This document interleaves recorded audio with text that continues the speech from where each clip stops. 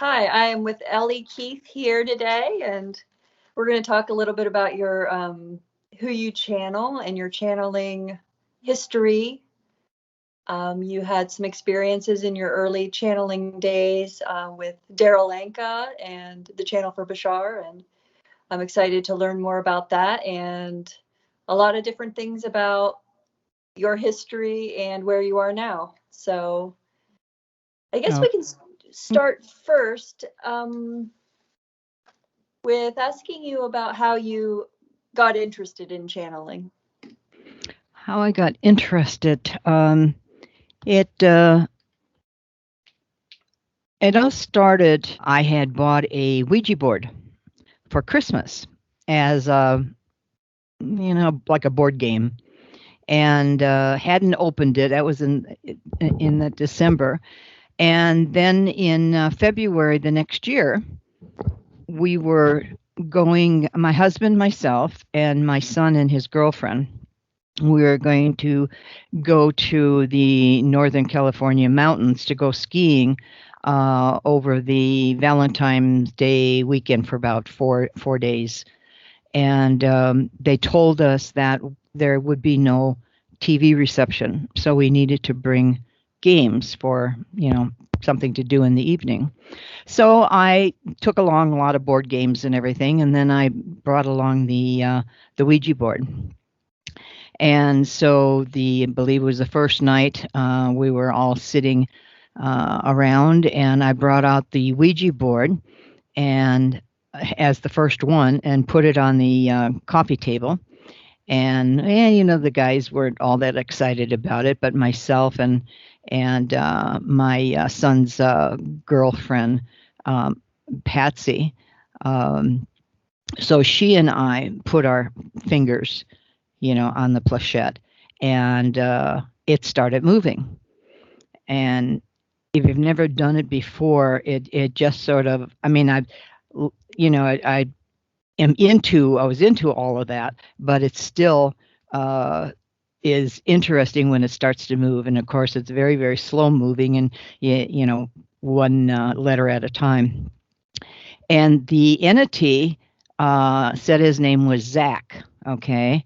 And so we probably talked to him for about 45 minutes, and then went on and the rest of the trip and everything. I couldn't wait till we got home because I was so excited about it. So every night, I'm a late night owl, even though I was working full time during the daytime. I would sit down. My husband was in bed already, and I would sit there and on the Ouija board with Zach, and we would communicate. He presented himself as a past life of mine. Of course, Oh, yeah, but we all know that it's a parallel yeah.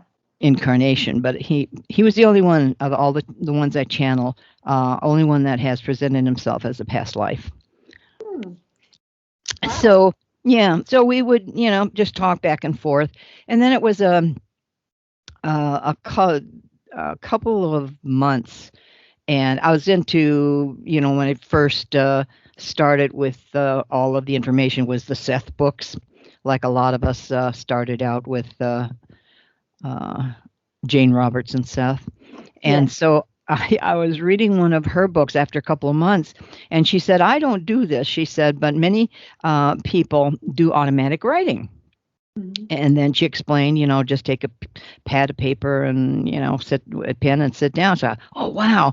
So I sat down and I started doing it. And so automatic writing, and this was so much simpler and so much faster. So that's how I started. And it was always with Zach. And then through the years, he introduced me to many other guides and ones that I channel. Ah, wow. Now, do you still communicate with Zach, or has he moved on?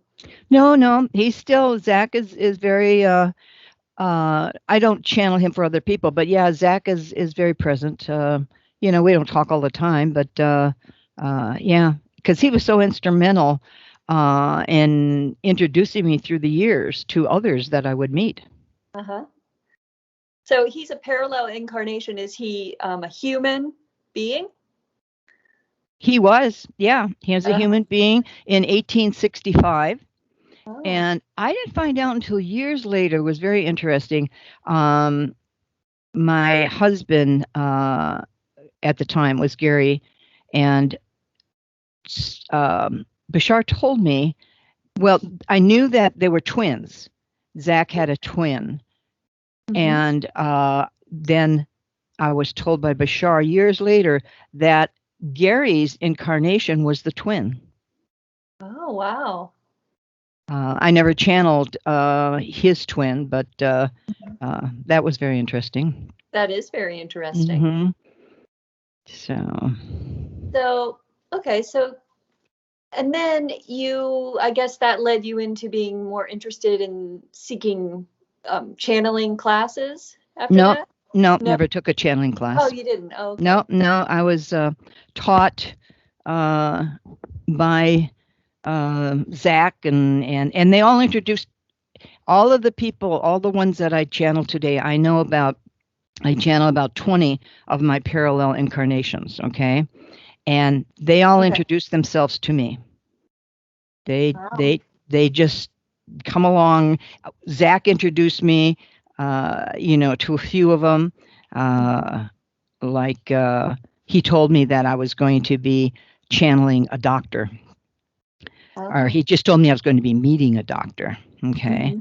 and so I get information, and it's just, oh, okay, and then didn't pay too much attention to it because I just allow everything to just sort of happen. All right. Hmm. And so then a few months later, I was coming home from shopping from Costco. And if you ever go to Costco, you spend a lot of money. And so I really didn't have, I was down. I had spent all my money. And I got the hit from Zach that he said, stop at the Akashic bookstore. And I said, no, no, no, I'll do it another time. He said, no, stop. So I go in. I knew the Barbara, the owner and everything. And I go in and I don't know what I'm looking for, but I'm looking at the books. Okay. Hmm. And so then find this book that says A Doctor Goes to Heaven by Harold Richter Stark.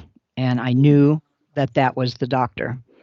And so now the the book was only $9.95, but I said to Zach, "Well, I'll come back and buy it."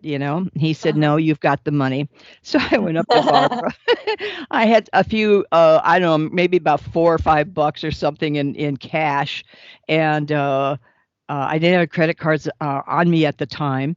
And I asked her, I said, "Hey, I've got a lot of change. Is it? Oh, she said, I'd love the change." I had exactly enough money to pay for the book. Cool.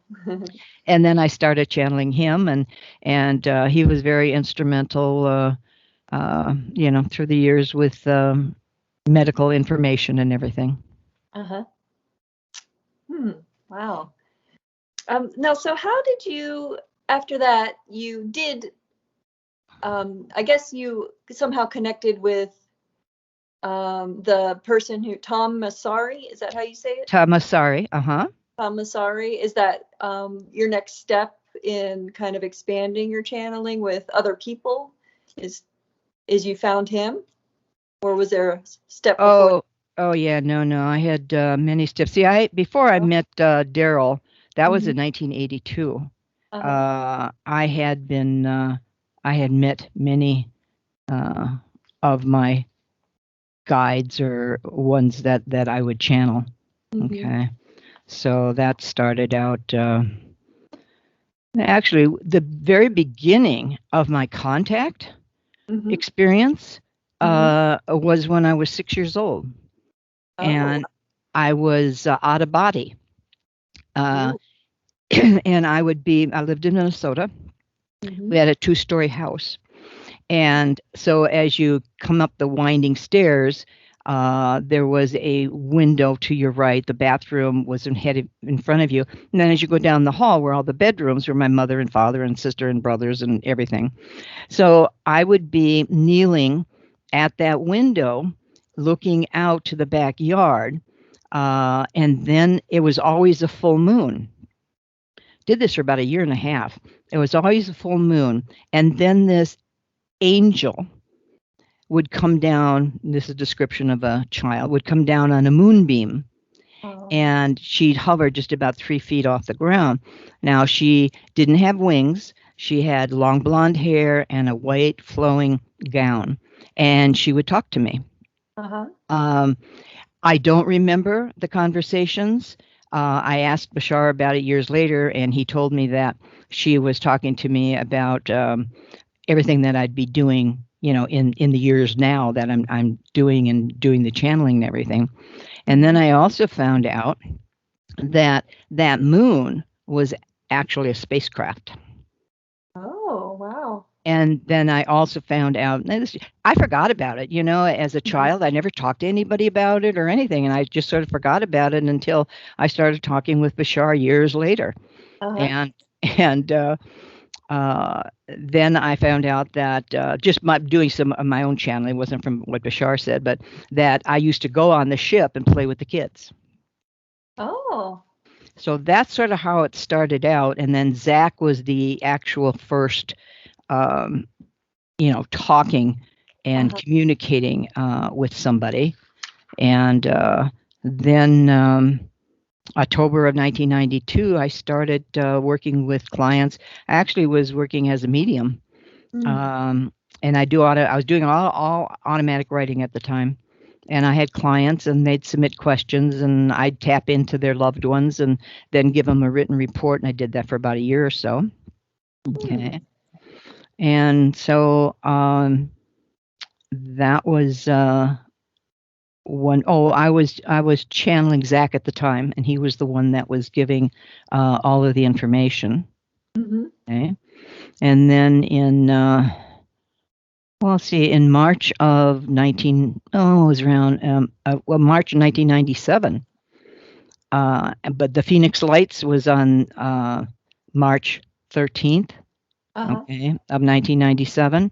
Next night on the 14th, we had a session. Bashar was doing small sessions at that time, a couple times a week, okay? And we had a session on the 14th. And anyway, I was about a week or two later, I started channeling one of the hybrid children of one of the girls in the, a friend of mine, Stephanie, in the session. So I channeled her hybrid child. And then in May of that year, I met a counterpart of mine, Alabad, who was on that ship.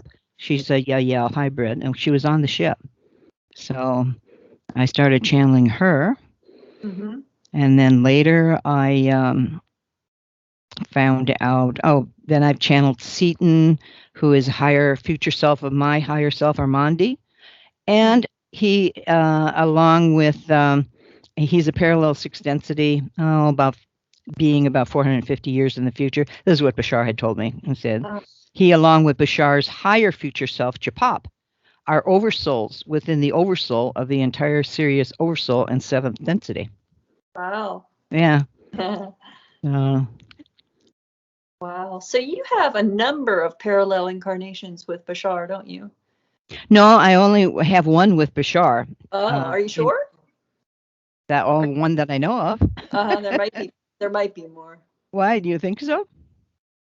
Well, I don't know. It seems like it's possible, that we have simultaneous multidimensional relationships with almost everyone. Right. We're close to. Right. Well, the only one that I know of with Bashar, it's his parallel, and then my parallel is the daughter. Okay. So he is not my direct parallel, but my parallel is the daughter, Arya. The daughter of who now? Not Bashar. Xion. Yeah. So Bashar's incarnation is Xion, and Arya is the daughter to him. I started channeling, I should back up, over about 35 years ago, I started channeling O. And O is from Sirius, and he presents himself as both fourth density with his own spacecraft and sixth density. Wow, both. Yeah, and I came home one night um, from being out dancing, Hmm. and I was sitting at the end of the bed, and I felt a presence. Okay, it was like 2 o'clock in the morning, Hmm. and I felt this presence, and I said, "Who is here?" And he said his name was O, and then I was immediately energetically on his craft, and he was showing me around, and he told me to I was going to be going away to Catalina with friends for it was the 4th of July weekend, Uh-huh. and he told me to bring a drawing pad. Now I don't draw or anything, and I thought, well, that's sort of unusual, but I did. I brought it with me, but we were partying, so I never got to do it. But after we got back, he started communicating, and O has been with me all these years. Now, interestingly, O is from Sirius, and he told me years ago, and Bashar verified all of this, that he's on the Syrian Council of 13. Well, then Xeon is in Sirius, and Xeon and O know each other, and they're both on the Syrian Council of 13. Oh. And now O is the same thing. O is the father. He is not Hmm. my direct, but again, the daughter is Sean. All right. So Hmm. my parallel is Sean. Okay. And then it wasn't until and these how people show up in my life. And then it was I'm skipping around here, but it was April of last year, 1920 or 2020, that a Desion just came through, and now she came through in voice channel for a couple of minutes, Uh-huh. and she is my direct parallel, and she is also on the Council of 13. Hmm. So there's three I know of on the Syrian Council of 13. Wow. Yeah. So, do you mostly just use these connections, most of them, for your own personal guidance, or do you actually offer to channel for people, like all these individual entities that you have connections to? The only ones that I have three that I channel for other people that I voice channel. I didn't Okay. start voice channeling until June of 2016. And that's not when I met Lily. I met her years before, but I started voice channeling her at that time for other people.